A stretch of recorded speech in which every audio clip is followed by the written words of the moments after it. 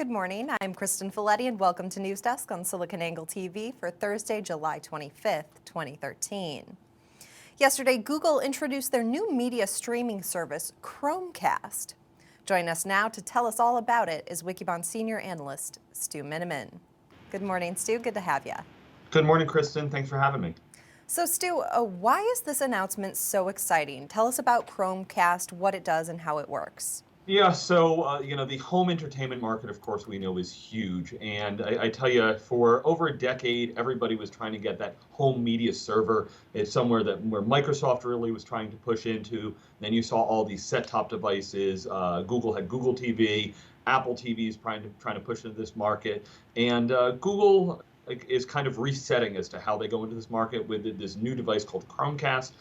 It's a cool little device. It's really small footprint. I think you guys are going to show a picture of it a little bit later, but it's like the size of a USB key. It's only like $35. It is sold out in minutes now. So it's the latest cool little tech device, and of course coming from Google makes everybody pay attention to it.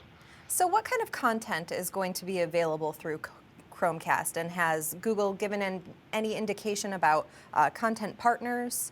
Yeah, so when I look at these kind of devices, that my question is, is it something that people are really going to buy? How simple is it to use? And more than anything, as you said, it is the content. So if we look at the Chromecast compared to some of the other devices out there, it is kind of limited today. So the first content that they have available is YouTube, of course, because that is a Google property. I can actually show anything that's going on my Chrome browser. So there's lots of online videos and movies that I can show. For example, I'm a big user of Amazon Prime. I could show it through that. And the other one is Netflix. But to be honest, having Netflix is really table stakes. I don't think there's a device on the market today that doesn't have Netflix, whether it be your Microsoft Xbox, even a Nintendo Wii, most Blu-ray players, and many HD TVs and set-top devices can all have Netflix. So this is yet another device that can show some of these things. Where it might fit in kind of nicely is if you have a second, or third, another TV that you wanted to add access to, and rather than just watching something on a laptop or a tablet device, as long as it has an HDMI port and you have Wi-Fi, you can buy one of these devices. It's cheap. It's real easy. You just plug it in. It activates nice and simply according to the documentation, and you can go. So today it's kind of limited on content. It doesn't have a ton of channels. Things like HBO Go and Hulu Plus aren't there yet.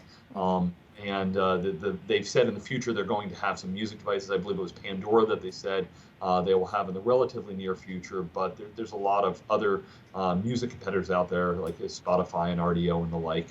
So it remains to be seen how much content they have. But Google is more on the device side, and just building off of their Android ecosystem and their Chrome support with the Chromebook and the browsers and the like. Who do you think Google's trying to compete with by launching this device?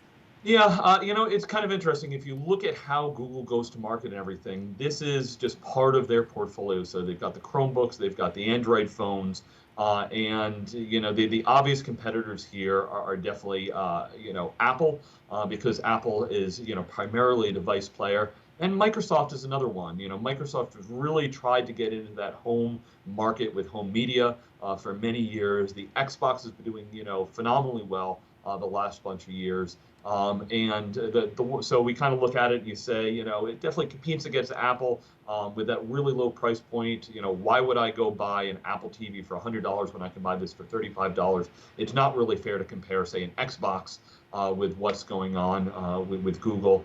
It actually can help Amazon. If you look at, Amazon Kindle devices are Android devices, and Amazon's really been focused on the content side. So content providers obviously are looking for more ways to get their digital content online.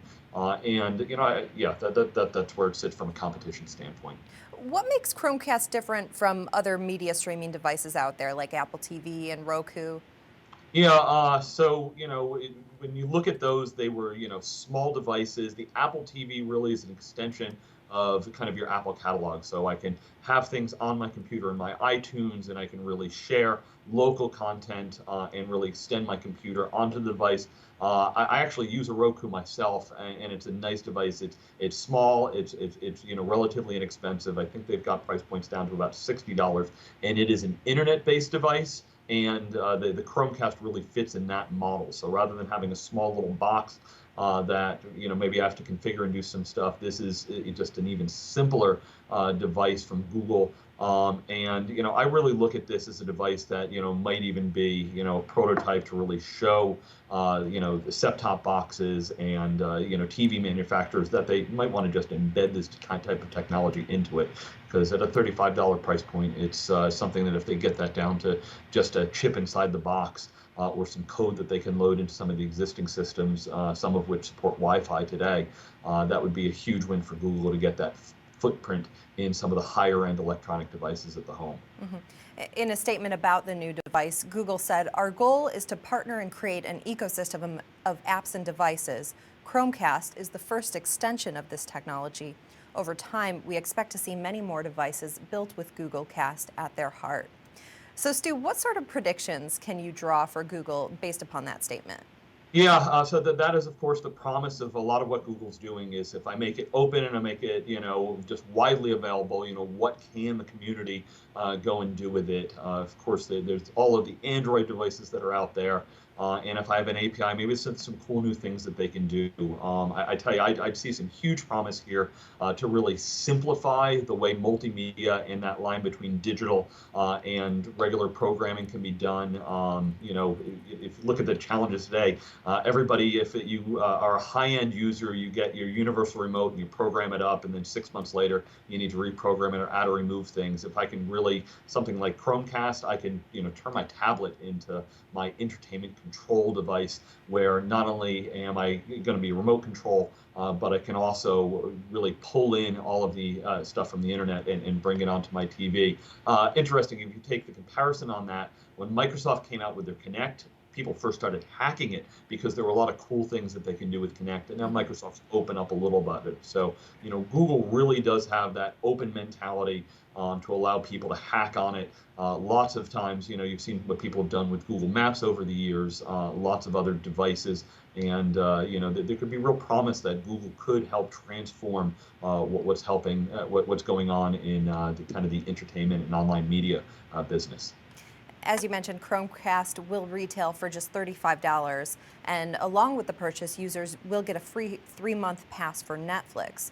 So with that low price point and the simplicity of the device, do you think other digital streaming hubs stand a competitive chance? Yeah, it's still kind of, my question is, how many people are really going to want to be able to tinker with this? If you look at, the Geek Set, this is a great little device, and I know tons of people that were, ordering them in immediately and going and buy it. But, most people don't want to, have to add things onto their existing environment. They buy their TV, they get their service from either their cable company or their telephone company or from a satellite company, and they don't play with it much. So I still think that there's, while this looks really simple and it's a great price point, a large part of the market's not going to want to play with this kind of device. But it does put immense pressure when you're looking at a device that is purely helping you to stream content online, a la the Apple TV. So it will put a lot of price pressure on Apple there. Well, Stu, thanks so much for taking the time with us this morning. It's been a fun conversation. Okay, lots of cool new gadgets coming out over the summer, and happy to share that with you. Thank you. And coming up here on News Desk, Microsoft gains some hindsight, and Google gives back to San Francisco. But first, SiliconANGLE founding editor Mark Rosen-Hopkins joins us to reveal the results of Representative Justin Amash's House proposal debate.